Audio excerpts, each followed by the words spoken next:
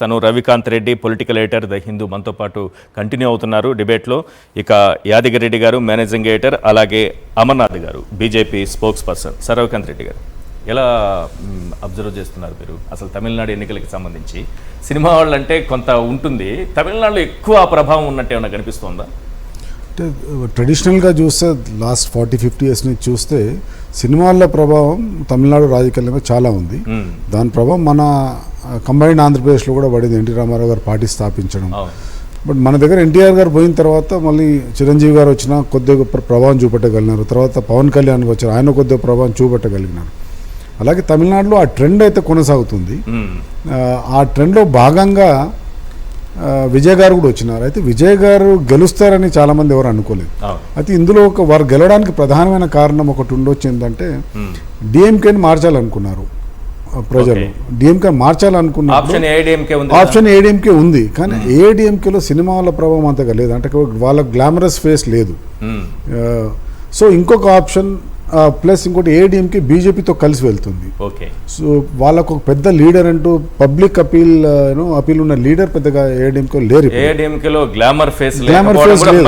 Definite గా minus అది. అంటే వాళ్ళ ADMK party it self is based on glamour కదా. ఎంజీఆర్ దగ్గర నుంచి జయలలిత వరకు ఓన్లీ గ్లామర్ బేస్డ్ దాని మీద నిర్మాణం ఉన్న పార్టీ అది. ఇప్పుడు దానికి అటువంటి ఫేస్ లేదు. సో ఇంకొక ఆల్టర్నేటివ్ స్ట్రాంగ్ ఏది వచ్చింది అంటే విజయ్ పార్టీ కనిపించింది. ఈ విజయ్ పార్టీకి మీరు చూస్తే యంగ్స్టర్స్ ఎక్కువగా ఓటేసినారు. అర్బన్ ఏరియాస్లో ఎక్కడైతే డిఎంకే చాలా స్ట్రాంగ్గా ఉండే ప్లేసెస్లో కూడా ఈరోజు టీవీకే చెన్నైలో పూర్తిగా క్లీన్ స్వీప్ చేసినారు వాళ్ళు, ఇంక్లూడింగ్ ఉదయనిధి స్టాలిన్ కూడా ఓడిపోయే పరిస్థితిలో ఉన్నారు.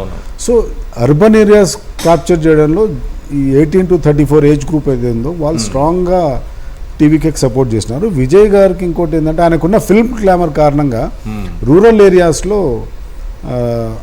అది కూడా బాగా పనికొచ్చింది. అంటే ఆయన పార్టీ నిర్మాణం సరిగా లేకపోయినా కూడా ఆయనకున్న గ్లామర్ డిఫరెంట్గా అది హెల్ప్ చేసింది. అది కాకుండా ఇంకోటి ఏంటంటే విజయ్ గారు చాలా స్మార్ట్గా ఒకటి, నేను anti caste and anti Dravidian politics తీసుకొస్తాను, నేను ద్రవిడియన్ పాలిటిక్స్ కాదు, యాంటీ క్యాస్ట్ బేస్డ్ పాలిటిక్స్ కాదు, ద్రవిడియన్ పాలిటిక్స్ కదా తమిళనాడు శాసన. అది ఇప్పుడు మార్పు అంటే కొత్త జనరేషన్, ఆయనకు సపోర్ట్ చేసిన జనరేషన్ మనం చూడాలి. అంటే ద్రవిడియన్ పాలిటిక్స్ ఈ కొత్త జనరేషన్ మీద అంతగా ఇంపాక్ట్ చూపట్లేదు అనేది ఇది ఒక నిదర్శనం. సో ఆయనకు యంగ్స్టర్స్ బాగా సపోర్ట్ చేయడము, ఆయన ముందు నుంచి కూడా చాలా స్ట్రాంగ్గా నేను యాంటీ ద్రవిడియన్ అంటే not anti Dravidian but you know ఈ pro Dravidian pro caste politics నుంచి నేను ఒక డిఫరెంట్ పాలిటిక్స్ దానికి వెళ్ళను, నేను ఒక కొత్త పాలిటిక్స్ని ఈ రాష్ట్రంలో తీసుకొస్తున్నాను. ప్రజలు చాలా ఆయనకు ఓటేసిన ప్రజల్లో దాదాపు 85% యంగ్స్టర్స్ అవుతున్నారు, వాళ్ళు దాన్ని బలంగా నమ్మినారు. సో అదొక పెద్ద ప్లస్ పాయింట్ ఉంది ఆయనకు. అది కాకుండా ఆయన స్వతహాగా క్రిస్టియన్ అయినా కూడా ఆయన ఎక్కడా చూపించలేదు. ఆయన గుళ్ళకు వెళ్ళడము, చాలా గుళ్ళకు వెళ్ళినాడు ఆయన. So it's decent an indication that you know I'm not anti Hindu. That అది డిఎంకే చాలా యాంటీ హిందూ కన్నా యాంటీ హిందుత్వ స్టాండ్ తీసుకొని ముందుకెళ్ళింది. ఈయన యాంటీ హిందూ తీసుకోలేదు ఆయన. ఇన్ఫాక్ట్ మీరు విజయ్ గారు సినిమాలు చూస్తే కూడా ఆయన ఫస్ట్ షాట్ అని దేవుల మీద ఉంటాయి. అదొక మీరు విజయ్ ఓపెనింగ్ అంటే ఆయన బ్లాక్ అండ్ వైట్ అట్లా. ఈయన సో ఆయన స్ట్రాటజిక్ గా కూడా అవన్నీ ప్లాన్ చేసుకున్నట్టున్నారు. And that I think that really helped him win.